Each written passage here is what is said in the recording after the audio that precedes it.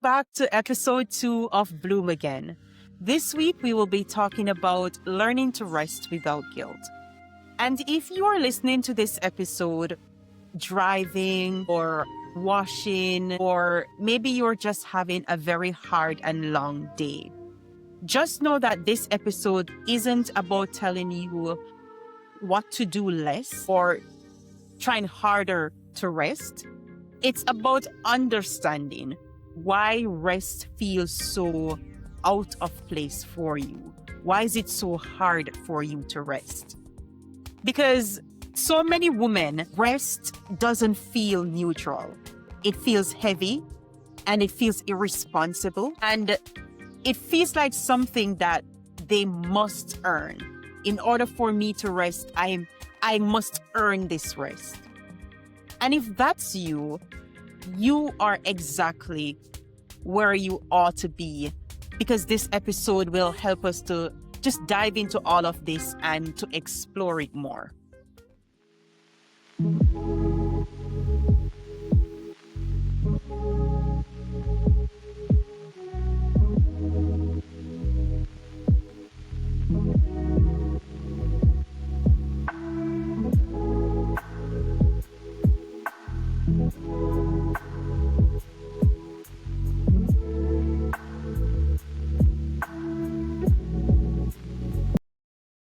So let me ask you something.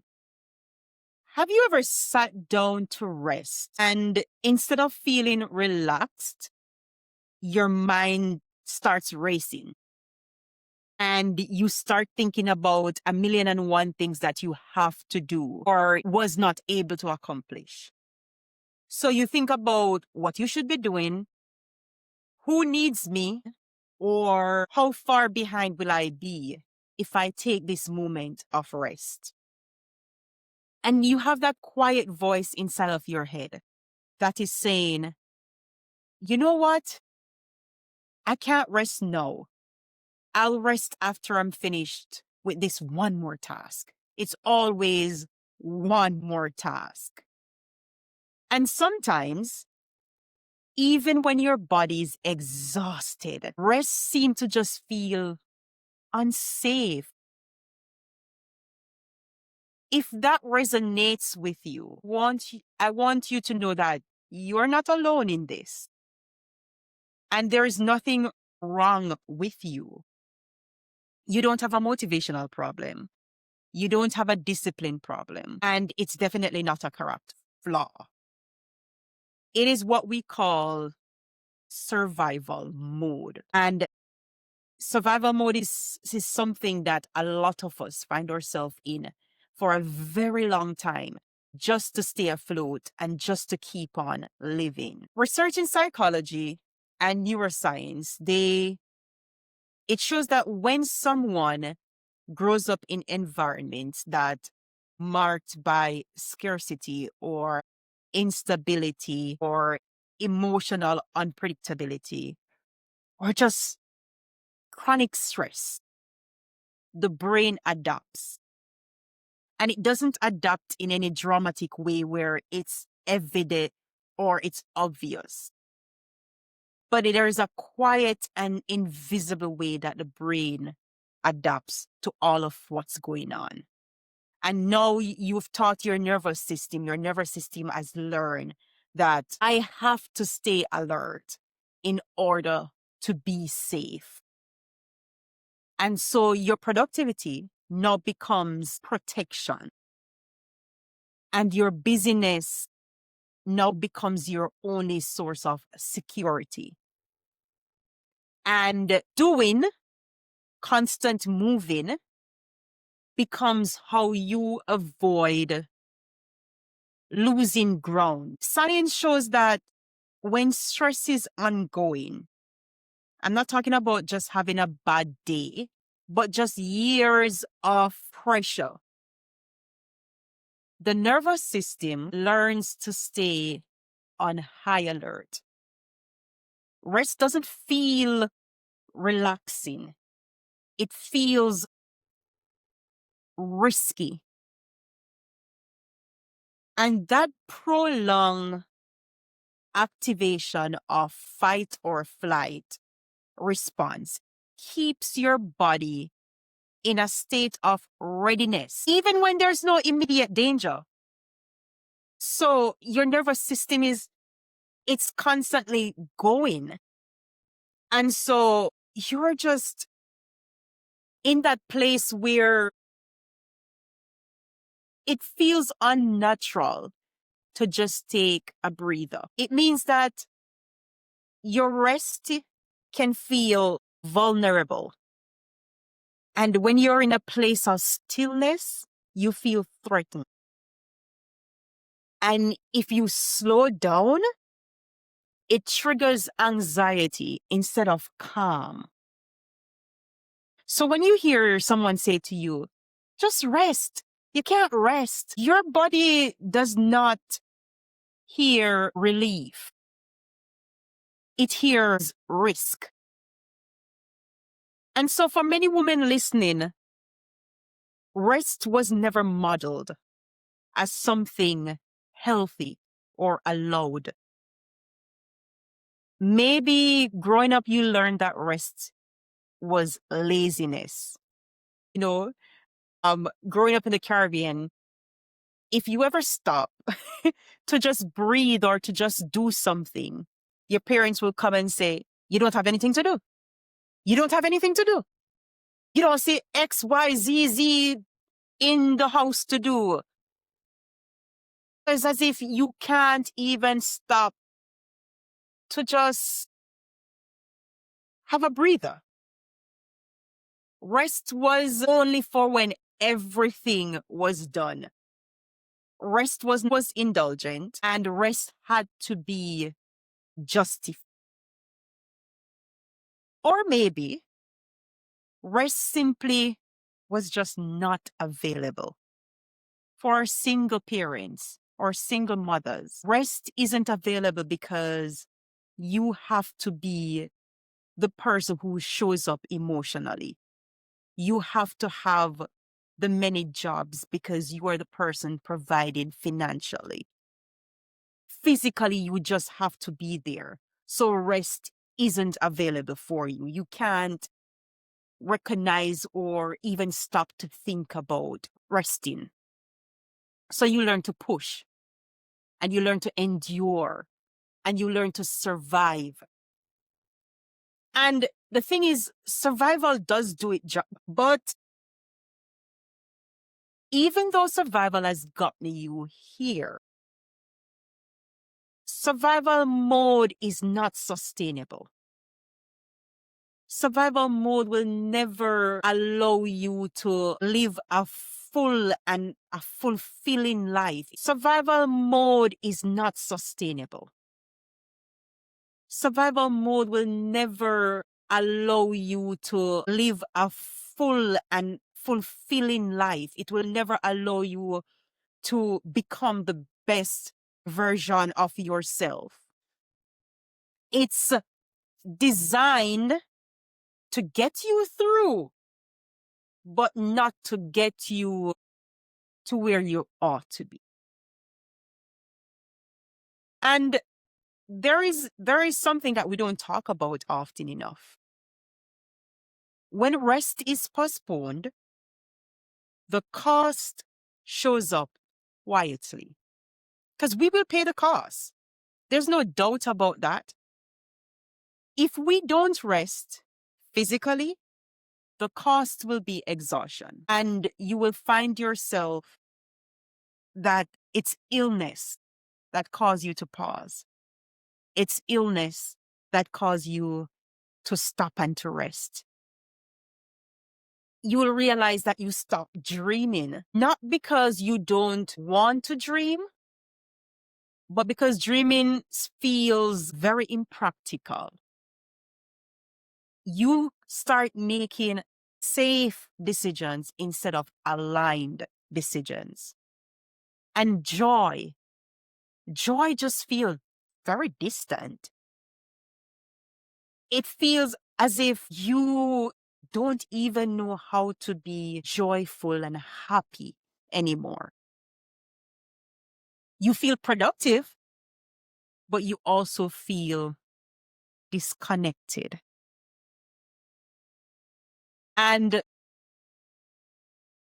research links chronic overactivation to stress response such as burnout, emotional numbness, difficulty feeling pleasure, decision fatigue, anxiety, and depression. So now you are the mom that, quote unquote, is miserable. Your children shy away from you because if they just simply ask a question, because you're so exhausted, you snap at them easily. Your relationships become very toxic because you can't show up as your best self because you're so exhausted, you're so depleted. And so everything, it's like a domino effect. Everything starts to just be damaged because of all of this. So what we've come to realize is rest isn't optional. It's not a reward. It is repair. Repair for your mind, body, and soul.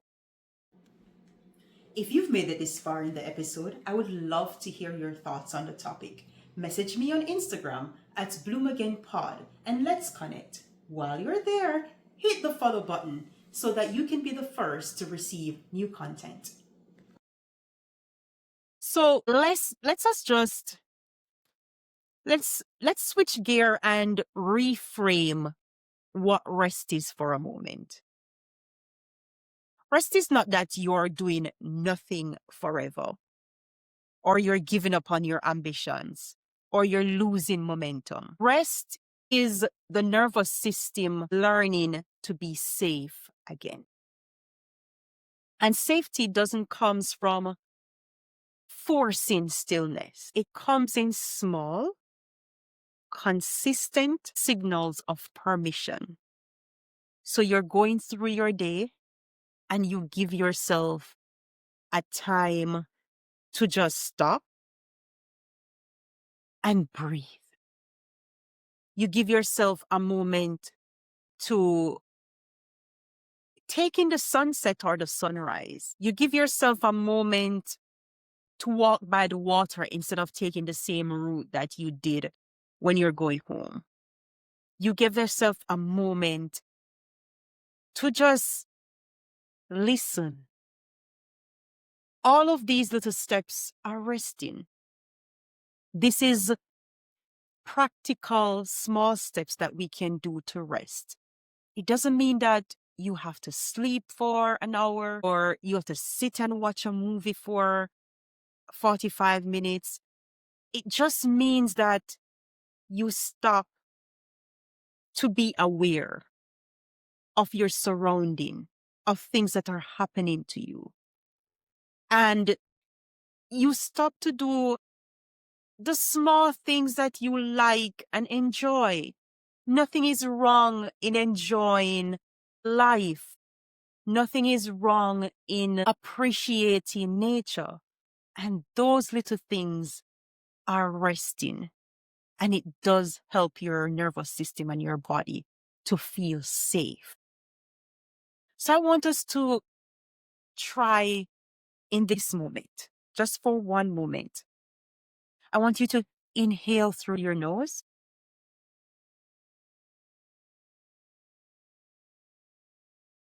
and exhale through slowly through your mouth. So inhale, exhale. Let your body just drop a little. Understand for a moment that life is much better when there is balance. Life is much better when there is rest. I want you to remind yourself, whether quietly in your mind or out loud, in this moment, I am safe. There's no pressure for you to feel anything or to justify anything. I want you to just breathe and notice your surroundings. Blooming again doesn't start with big lifestyle changes. It starts with simple questions. Instead of asking, have I earned the ability to rest? Try asking, what would support me right now? And instead of, why can't I slow down? Ask yourself, what am I afraid of will happen if I do slow down? Rest becomes possible when it's framed as care and not consequences. I want to leave with you these few questions for this week. And you don't have to answer them all at once. Take your time. The first question: what emotions come up for me when I try to rest? And be honest with yourself. Secondly, what did rest look like in my childhood or in my early adulthood? Thirdly, who benefits when I never slow down? And finally, what is one small, guilt-free, practical practice I can try this week? Remember, small is powerful. So begin small. If no one has told you lately, let me be the one to tell you, you don't have to earn rest to deserve it. You don't have to be exhausted to slow down. You don't have to wait for everything to be perfect. Rest is not the opposite of growth. It's what you allow when you are in a place, or when you put yourself in a place to bloom again. I want to thank you for being here with me today. And just a reminder to be gentle. Be gentle with yourself this week. And if this episode resonated with you, I want you to share it. Share it with a woman who might need permission to rest. I want you to reach out to me on Instagram at BloomAgainPod and just share your story. Or if you want to share an answer to one of the questions that was asked in this week's episode. Until next time, keep blooming. Bye.